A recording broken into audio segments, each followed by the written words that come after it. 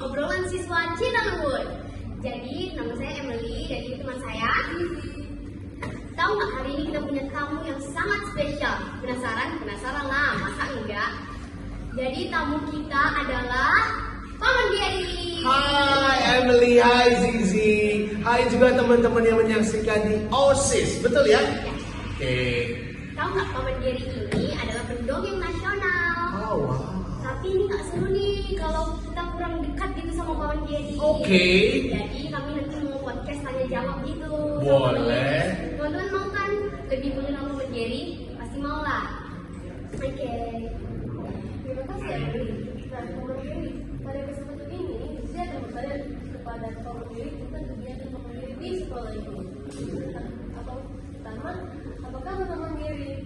Baik Zizi, Zizi apa kabar? Emily apa kabar? Baik? Baik. Teman-teman juga baik semuanya ya? Oke. Paman Gary, tujuan Paman Gary ke sekolah ini apa sih?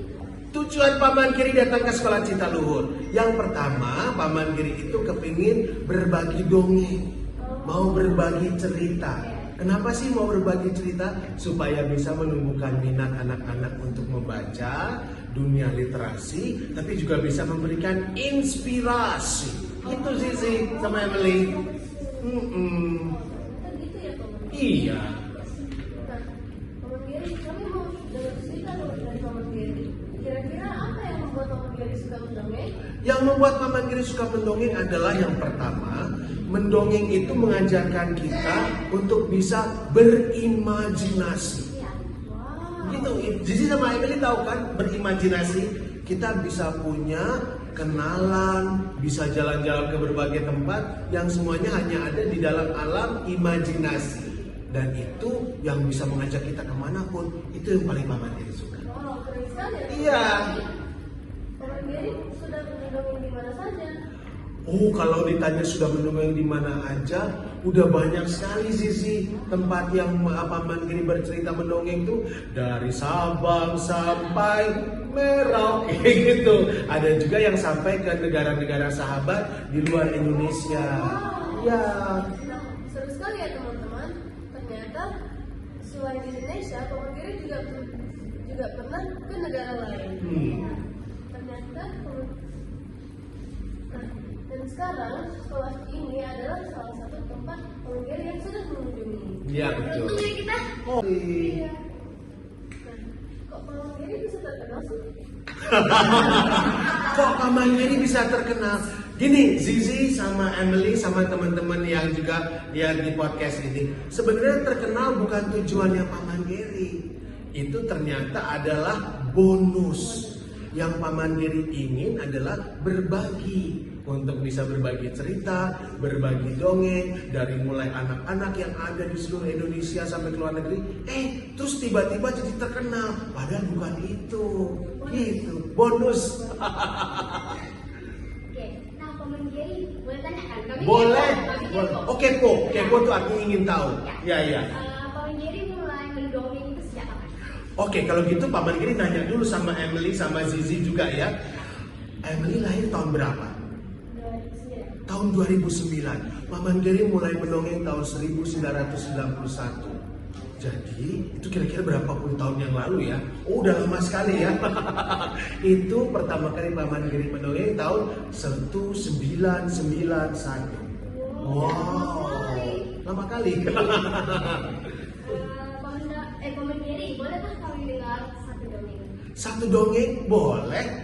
Oke, mau dongeng apa? Indonesia apa dari luar negeri? Dari Indonesia. Dari Indonesia. Satu dongeng. Nih, teman-teman, untuk Emily sama Zizi juga ya.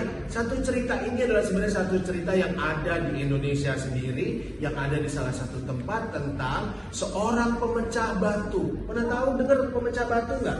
Pemecah batu itu biasanya suka membuat alat-alat untuk di dapur. Ada untuk ulek sambal, gitu kan? Yang ada untuk membuat alat dapur. Setiap pagi dia memecahkan batu di kaki gunung. Tok, tok, tok, tok. Tapi terus kemudian dia bosan. Aku nggak mau jadi pemecah batu. Aku maunya jadi orang yang paling kaya aja. Oh, tiba-tiba dia berubah menjadi seorang kaya. Yang punya baju indah, punya rumah yang luas, juga punya banyak sekali hewan ternak. Tapi dia karena bajunya indah dan juga besar, suatu hari lagi berjalan-jalan merasa kepanasan. Aku nggak mau jadi orang kaya, aku mau jadi matahari aja katanya. Karena aku nggak mau diganggu sama yang lain. Pemecah batu itu kemudian berubah jadi matahari.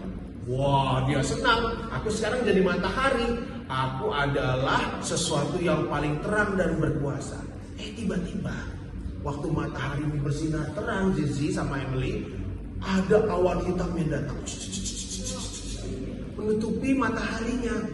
Terus matahari ini bilang, kok aku kalah dari awan hitam? Aku nggak mau aku nggak mau jadi matahari, tapi kepengen jadi awan hitam. Nah, pada saat dia jadi awan hitam, wah dia senang. Aku berarti bisa mengalahkan matahari. Tapi waktu awan ini ada di angkasa, ada sesuatu yang bertiup. Awan itu bergerak. Tahu nggak siapa yang bertiup? Angin. Oh, kok aku kalah sama angin katanya. Aku nggak mau jadi awan hitam, kalau gitu aku ingin menjadi angin.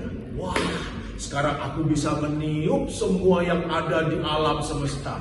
Ditiupnya matahari, awan, gunung, semuanya. Ikut tiup, ayo ikut tiup. 1, 2, 3. Tapi waktu angin ini bertiup, ada satu barang yang tidak bergerak. Padahal yang lain, pohon-pohon ikut bergerak, lautan ikut bergelombang. Ternyata yang tidak bergerak itu adalah sebuah gunung.